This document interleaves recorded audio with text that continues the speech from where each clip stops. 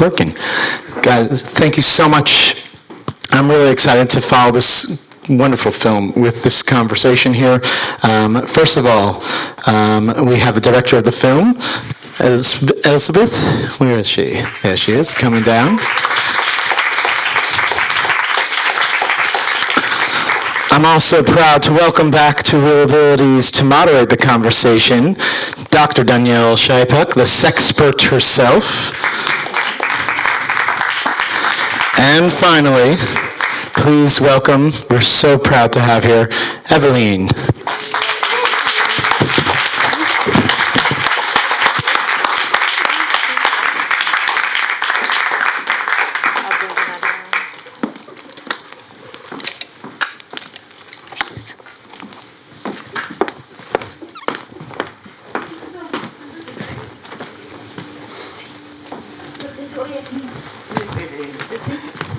Where do we have another stand?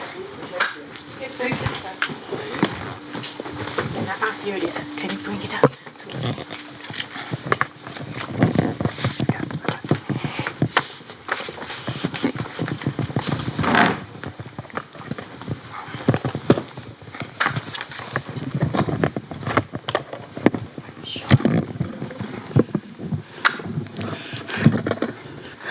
Thanks.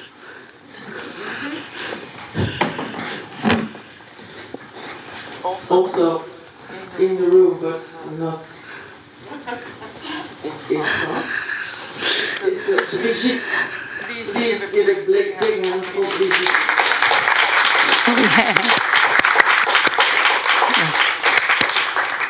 She also needs a big hand because she pushed me around these days till Friday, and it's very hard to do that in New York.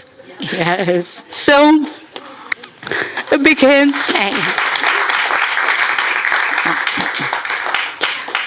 Well, I'm happy to be here with you guys tonight, and I think it's the perfect pairing, all three of us, and for me to be the moderator, because my clients, a lot of my clients have disabilities, and I'm a psychologist, and they seek me out primarily for help in this arena. So you're a soort Maureen. Say it again? You're a soort Maureen. Oh, you're a soort Maureen. She was... Maureen was in the all the time. Yeah, like an echo.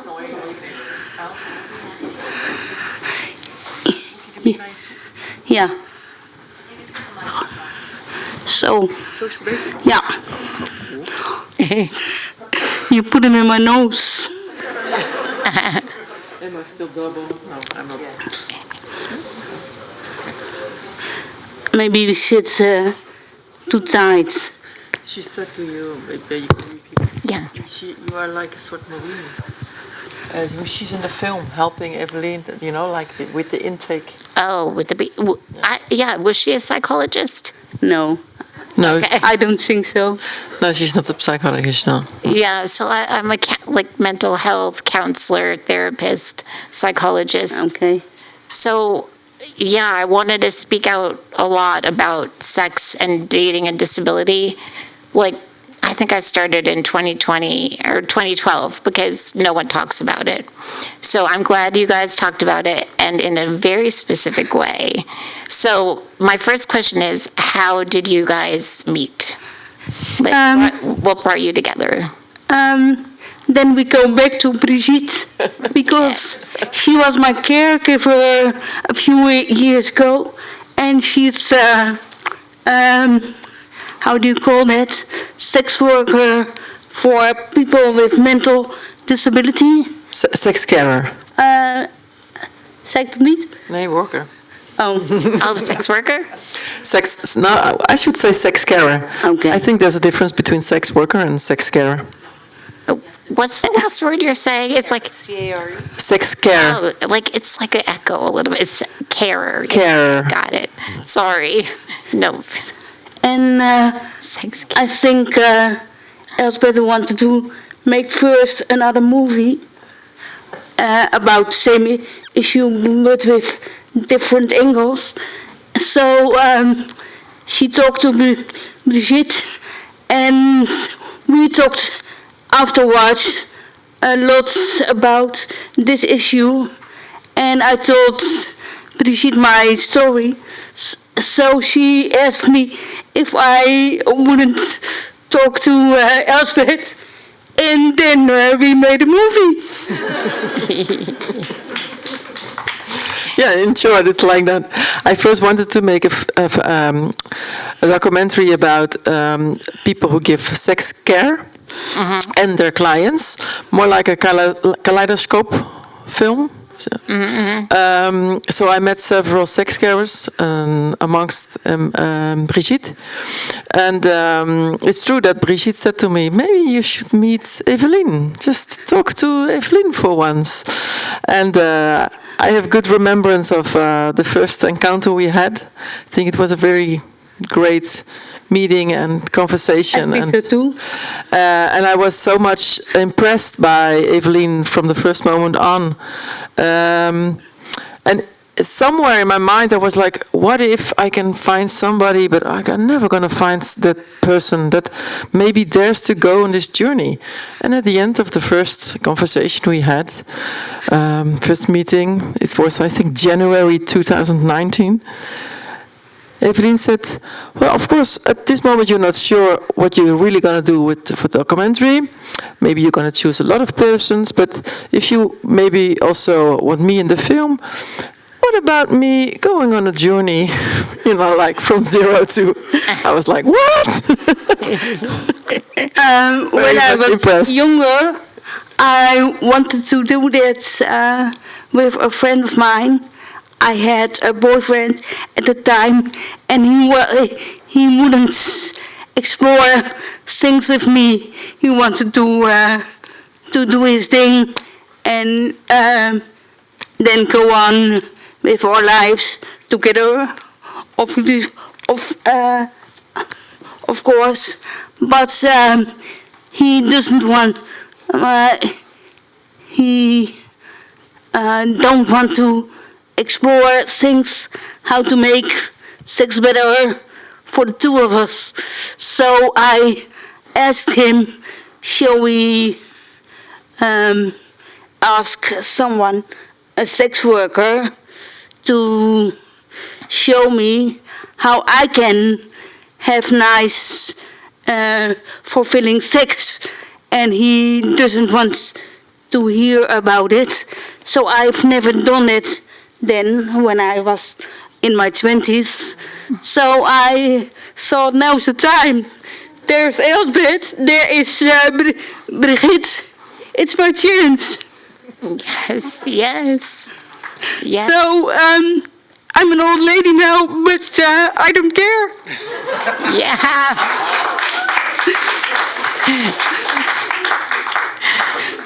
Yeah.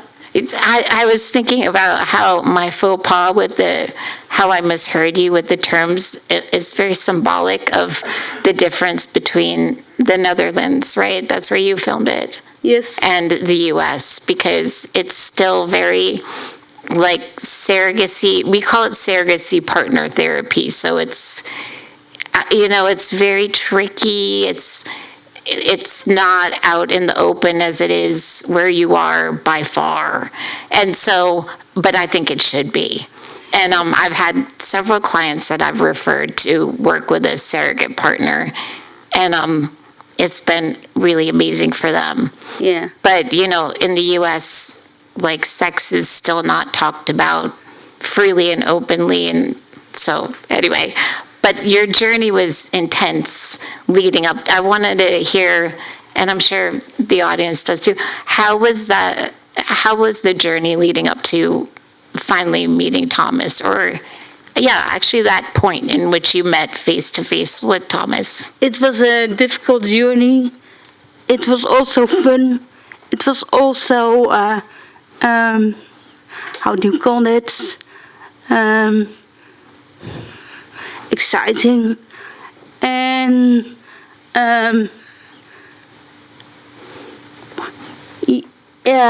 it was a long journey, and it's still a long journey, because I met Thomas once before the film ended, and then there was COVID, so there wasn't a second or another time. And now I moved to another city, so I have to search for another Thomas. Ah, you'll find him. Okay, if you say so. That experience happened to a couple of my clients too.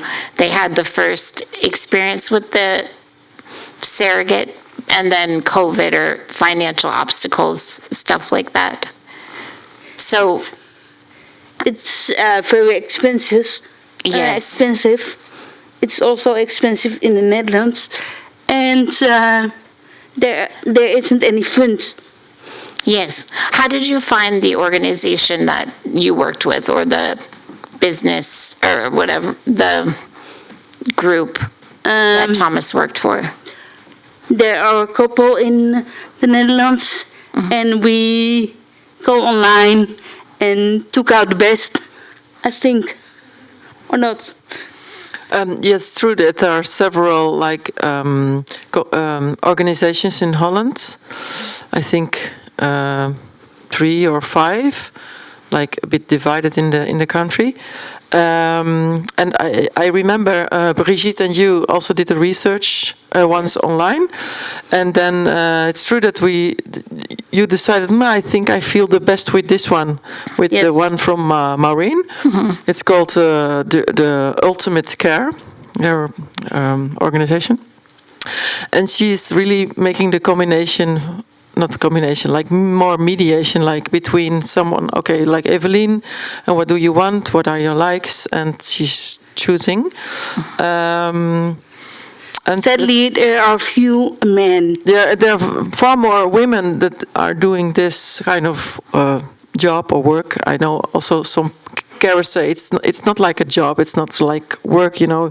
It's, of course, in a way you get paid for it, and I think also this financial aspect, it's in a way it's difficult, but it's also important to keep kind of professional distance. Yes.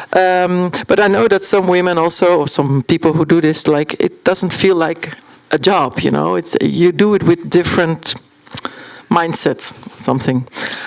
But unfortunately, there are very few men who are doing this, and I know from Maureen there, she has a couple of men doing this, and she tries to make the best combination possible, always, of course, in conversation with people.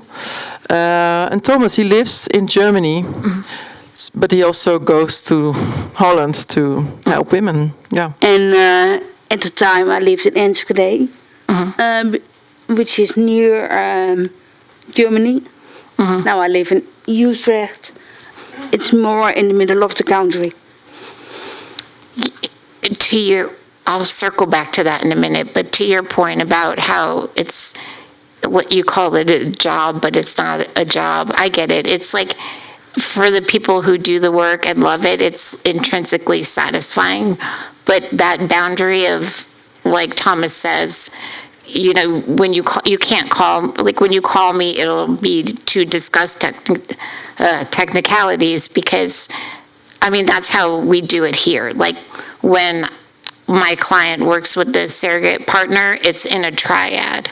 So it's the surrogate partner, the patient, and me, or another therapist. And that's the whole point, and is working with like any attachment stuff that may arise, or feelings that you may have, that, you have to really keep it like the second friend that you talk to, how she's like, how you asked her, are you okay with sharing Thomas? Yeah. And she's like, yeah, I have to. And she's right. Like it's such a hard, you have to go into it knowing that, Yeah. It's like no contact outside of what happens. So, but it seems. Thomas has a life, a family, a wife. Yeah. So it is not a job, but a job. Yeah. And I find that it's like not a problem. No. So what was it like being with Thomas? It was exciting and really strange that someone liked me to do that with me. I felt like an whole person for once in my life. And that was very beautiful. Yeah. Like, Because when you are disabled your whole life, people always touch you in a functional way. And now it was loving and touching and yeah, we Nice. need that part of our life. Like, it's a very normal part of human life. Yes, but not for somebody with a disability, Yes. and also not in my head. And when my sisters saw the movie, when it was shown in Holland, they say, did we have to help you when you were what's in puberty? Like when you were in puberty? Yes. Oh, okay, yeah. Hmm. Had we have to help you? But I said no. It was the job of my caretakers then, or my parents, or someone like you, but not my sisters. They have to be sisters. Yeah. But don't you think that, of course, not helping you maybe, but make more like sisters can do, not every sister, but some, like making fun together about intimacy, sexuality, or boyfriend, or, more like the chit-chat thing? Don't you think that should maybe good if it happens? We aren't such a family. We don't talk about anything at home. Never did. When I was little, I get a purple book with pictures about sex, and that was that. Nobody talked about sex, like maybe here. I don't know. Or even like taking it down a notch. Like, I remember when I have one sibling, a younger sister, 2 years younger, and I remember family or friends or whoever coming to town, or they would say, "Oh, we have someone for you," to my sister, or, "Oh, like, how about our son?" And always they like never said it to you. matchmaking her, and left out me. Yeah. And it wasn't intentional, but like, that helps. Automatically you start feeling left out. Yes. And those stereotypes are still out there. What did you do with that feeling? I went to grad school, decided to win the Miss Wheelchair New York pageant, and then go out there and spread the word about dating and disability and sex, and try and normalize it, because it's ridiculous how it's not talked about at all. And the more we talk about it, like, we need to see it on TV, and just it's not a new. Actually, I think everyone should go to surrogate partner therapy, honestly, because your experience with Thomas was very, well, I don't know, but from the way it seemed very hands-on in the movie, like a lot of, but the way the person I know works, there's a lot of therapy involved in it as well, like a lot of learning. We call it, like, one of my patients called it the curriculum. Yeah, his curriculum is like, there's a lot that leads up to a point of having sex. So some of my patients are like, "God, it's going to take forever. I can't afford this." But then they come to session and say, "Whoa, I learned a lot." Like, one of the exercises is, I think he calls it "May I Will You." So it's like, so say I'm the surrogate and you're the client, so, or whatever, you have to, I was thinking about this on my ride here today, like how exactly does "May I Will You" work? But something like, so the sex surrogate will ask you, "Can I touch your hair?" He'll ask you, let's say 3 things. Can I touch your hair? Can I touch your nose? Can I hold your hand? So for the first round, you have to answer yes to all that. And then the second round, you have to answer no. And then the third round, you answer truthfully. So when he says, "May I touch your hair? May I touch your nose? May I hold your hand?" And then he takes the same turn. And then the "will you" is, so to him, you say like, "Will you caress my shoulder? Will you suck my toe? Will you touch my earlobe?" And the same thing, you answer yes, all of them, no, and then truthfully. And you learn a lot about what you want as a person and what you want in sex and that sexual experience. And because it's hard to say no, or it's hard to say like, "Hey, I want this and this makes me happy," you know? So I think everyone should go through this experience. Yes, because after the movie showed in the Netherlands, I also get so many reactions from people without disability with the same issues you just meant. Yeah. So if you are not disabled, you can have the same issues and still have a sexual life. Because you never learned how to ask or develop it. Yeah. Yeah, a lot of people have their own barriers. Yes. Or things they carry. So. And I wish it was cheaper, and I wish it was more like not so much stigma surrounding it, and because there are a lot of pros, and I'll just say a couple because I know we're going to do Q&A, but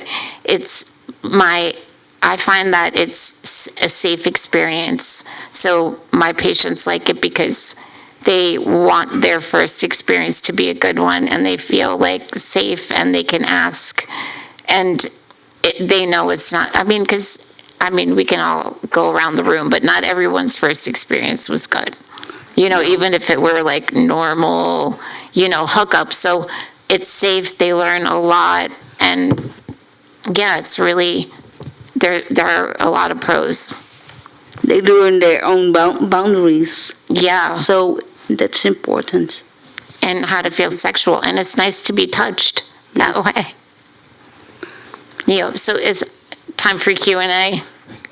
Does the audience have any questions? We'd love to make you a part of this conversation.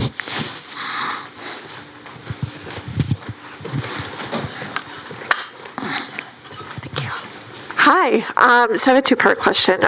First of all, how expensive is expensive? And when you say that, like, it's many more women than men doing it, I find that, like, shocking, considering, like, do just these guys not know they could get paid to have sex? Yeah. That's a really good question. Actually, I was wondering the same thing, because in the movie, I thought, it feels like maybe you were a little hesitant to talk about the price. Can you repeat the question? I think not the whole panel caught the question. Okay. Yes, she asked how expensive is it, right? And Why not more men? yeah, and why not more men? Because like, duh, why wouldn't men wanna if you can get paid? We're not men, so I don't know. Why? I know one reason from Maureen, because she's choosing very carefully, and she says, of course, there are a lot of men that say, "Oh yeah, I want to work for you, of course. Oh, I want to have sex with disabled people," So they have like I don't know. I don't think there are a lot of. Well, what I can say is. The men that sometimes address themselves to Maureen to say, I want to work with you, she's like, no. And she's, because they have not as good the intention, you know? And of course, I think there are a lot of men that could do this job and have a good intention, but I know from Maureen, she only has like, I don't know, 5 or something? No, 2. Only 2, even 2, you know? So that's one reason, but I don't. It's just it's a part of the reason, and then how expensive it is. I think it's €200 is. €200 for 2 hours or something. Yes. How many dollars is that? That is $240 something. I think. No. €200 is not 340. It's like 240. Yeah, $220. For an hour? Or 2? 2 hours? 200. If you have, how do you call that, uitkering? If you don't have, you know, if you don't earn your job yourself, but you live from... Social Security? Yeah. And then it's expensive. Oh, yeah. Yeah, I know. You all have jobs, do art things, and musician things. I saw this afternoon, but I have no paid job. Little. Yeah. I'm sorry, I didn't understand. Um, Do you want me to sum it up? yes. If you have Social Security or like have a fixed income, it's very hard to afford. Yeah. You have to save up. It's not that easy. And No. I have a couple patients who had to save up as well. Because the sex surrogate that I work with my patients, he charges $150 an hour. But he often has to travel because there's not many men. And so he charges for his travel expense. But he keeps it very minimal and very reasonable. And if you know, maybe he lived in your town, you could do it. You know, maybe you would do one session like once a month or something, but if he's traveling a distance, he'll double up. Yeah. So you could do 2 back-to-back. He'll like spend the day. It's similar to Thomas. He's working the same. Yeah. And I think I think more men would do it if more men and people in general knew about it, because Brian, he goes through training. I mean, there's a whole training and certificate, and you know, it's not just about like, it's not prostitution. You know, it's like learning how to pick someone up and learning what it's all about. So many people don't even know this even exists. It's also learning about disabilities. Yeah. And how you handle people. And that sort of things. Yeah.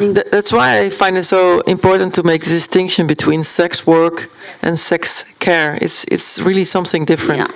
And people You're tend to right. mingle it up, the you know, both kind of words. And I always say, no, it's not sex work, it's sex care. Yeah. Yeah. Agreed. We have a question right here.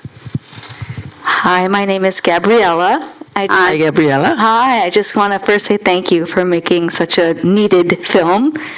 I myself, I have cerebral palsy. I have mild CP, had leg braces, used a walker for 17 years. And for all intents and purpose, you know, being a 35-year-old woman now, I have not had a lot of sexual experience. And I think for me, hearing you speak about it being in your head, your inner voice, I really related to that. And it's very hard when I am, you know, with my family members and they say, oh, well, you're so beautiful, I don't know what you're talking about, and you know, you're on the lower end of having CP and you should have confidence and, you know, all of that. And I just don't, because as you said as well, my whole life, it's been little Gabriella with cerebral palsy. So Yes. that's the narrative in my head even now. So my question to you is, after you had the experience with Thomas, just like when you were in the sex shop, did you find yourself finally mentally liberated, or after it ended, did you fall back into that space?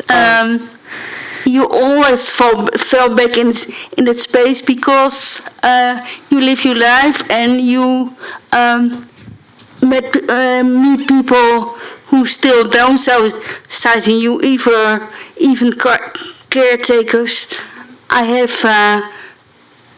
I moved to another city, and now the caretaker team is very shitty.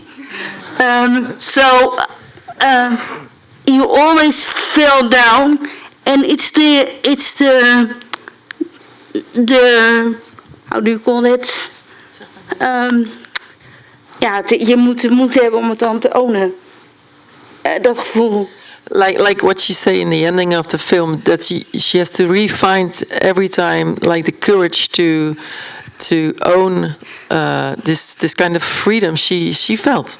Yes, and I think that will be a struggle for life. For me, maybe for you, maybe for somebody else without or with a disability. I don't know.